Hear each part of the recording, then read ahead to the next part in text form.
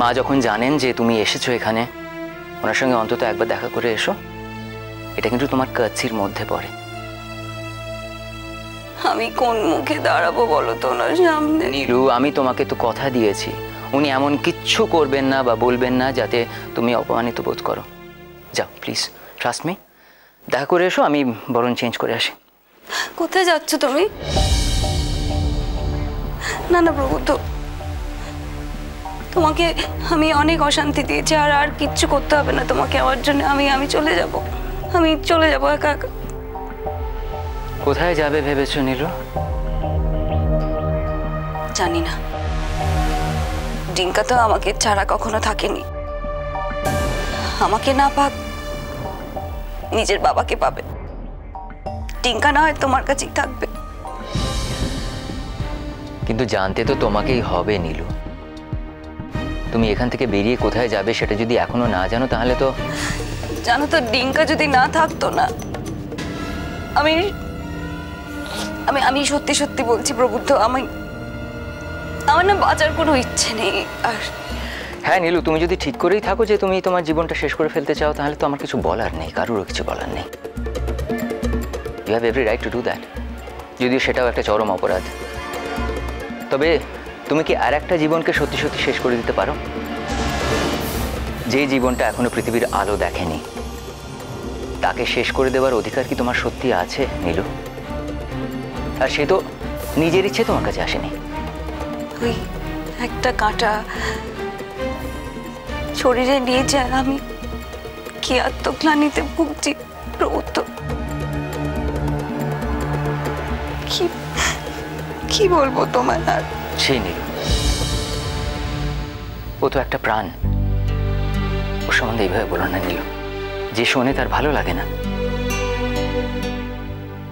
ওকে, আমি আর দেরি করতে চাই না। নীলু, আমি জানি যে ভালোবাসা যখন নেই তখন তাকে নিজের বাড়িতে থাকতে বলাটা সঙ্গত নয়। তবু আমি বলতে চাই নীলু, তোমার তো এই মুহূর্তে কোনো থাকার জায়গা নেই।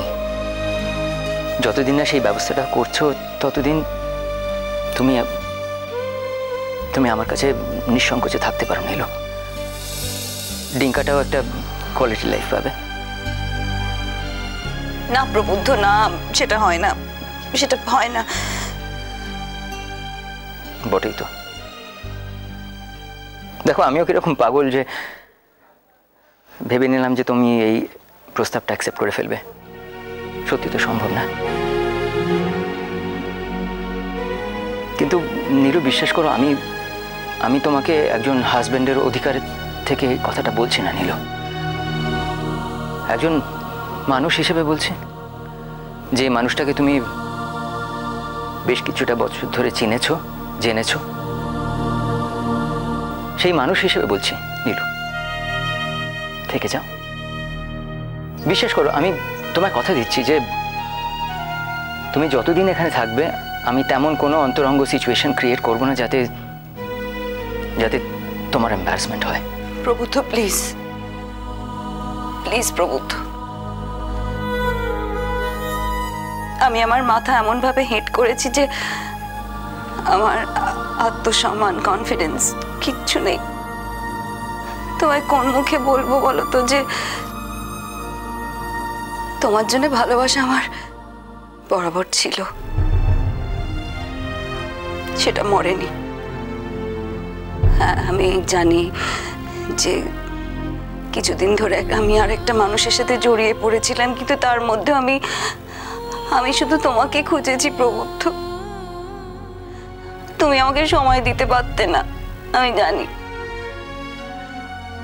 আমি আমি আমি সারাক্ষণ তোমার সাথে ওকে তুলনা করতাম। আমার সবসময় মনে হতো যে প্রবুদ্ধ থাকলে এটা করতো, প্রবুদ্ধ থাকলে ওটা করতো। আমার সবসময় এরকম মনে হতো, জানো। আমি জানি না তুমি আমার কথা বিশ্বাস করবে কিনা, হয়তো করবে না, কিন্তু বিশ্বাস করো, আমি তোমার কাছে না আশ্রয় চাইছি না। আমি আশ্রয় চাইছি না। আমি তো আমি তুমি কি নীলু? কিছু না।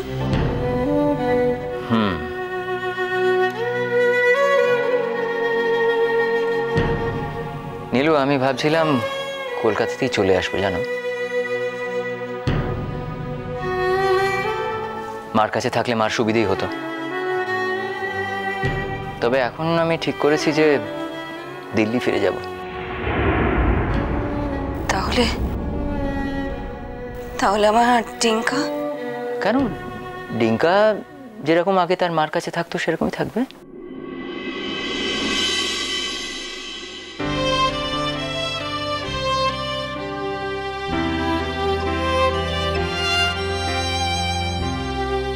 মানে? নীলু, স্বামী হিসেবে আমি তোমার উপরে কোনোদিন কোনো জোর খাটাইনি, কারণ আমি সেটাকে অপছন্দ করি।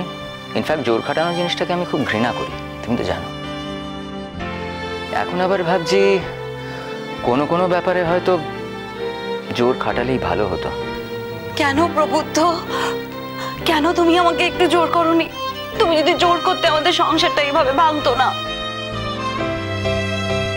কেন আমাকে এত স্বাধীনতা দিয়েছিলে গো? তুমি কি জানতে আমি এই স্বাধীনতার যোগ্য কিনা? নীলু, বলো না। নীলু, স্বাধীনতা জিনিসটা যে কাউকে দেওয়া যায় সেটাই তো আমি বিশ্বাস করি না নীলু। আমি যে জিনিসটা বিশ্বাস করি না সেই পথে আমি হাঁটবো কি করে? কিন্তু নীলু, আমি এখন তোমায় জোর করছি। জোর আমি তোমায় করবো নীলু। তুমি আমার সঙ্গে দিল্লি যাবে। প্রবুদ্ধ। নীলু, তোমাকে আমি কিছুতেই এতটা স্বার্থপর আর হতে দেবো না। এতগুলো জীবনকে নিয়ে খেলা করতে দেবো না, নষ্ট হতে দেবো না নীলু। আমার মতন একটা নষ্ট মেয়েকে ঘরে তুলবে, তোমার ঘেন্না করবে না? নীলু, আমি তো তোমাকে আগেও বলেছি নীলু, আবার আজ বলছি, নষ্ট মন হয় নীলু, দেহ হয় না। তোমার যে মনটা আজ অনুতাপের আগুনে জ্বলে পড়ে ছাই হয়ে যাচ্ছে, আমি সেই মনটাকেই চিনি নীলু। আমি জানি যে তোমার চোখের জলে তোমার সব পাপ ধুয়ে যাচ্ছে। এর মধ্যে এই তুচ্ছ শরীরের কথাটা ওঠে কি করে নীলু? বোকামে। তাহলে তাহলে যে আমার ভেতরে আছে তাকে যে নষ্ট করতে হবে।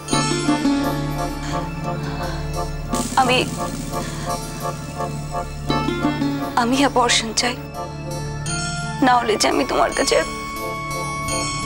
ফিরতে পারবো না প্রবুদ্ধ। নীলু, তুমি আমার সঙ্গে এতদিন থেকে আমাকে এই চিনলে?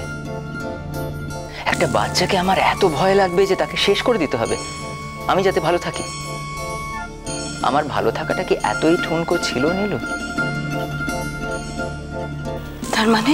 আচ্ছা নীলু, আমি যদি ডিঙ্কার বাবা হতে পারি, আর একজন শিশুর বাবা কি হতে পারি না? নাকি বাবার কর্তব্য পালন করতে পারি না? প্রবুদ্ধ। নীলু, আমি তো সেই কারণেই বলছি আমাদের কিন্তু এখন দিল্লি ফিরে যাওয়া উচিত। আচ্ছা তুমি ভেবে দেখো, এখানে যদি থাকো 5টা লোক তো 5টা কথা বলতে পারে। আমরা দিল্লি ফিরে যাব, তোমার আমার জীবনে আরেকজন নতুন সদস্য বাড়বে, ডিঙ্কারও একটা সঙ্গী হবে। ব্যাপারটা কি সুন্দর হবে বলো তো?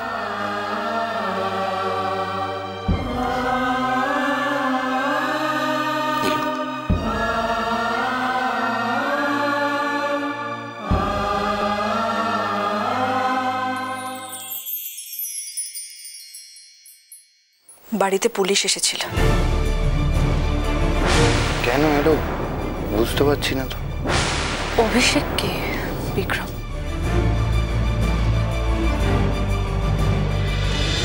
মিষ্টি কুটু মিষ্টি কুটু মিষ্টি কুটু।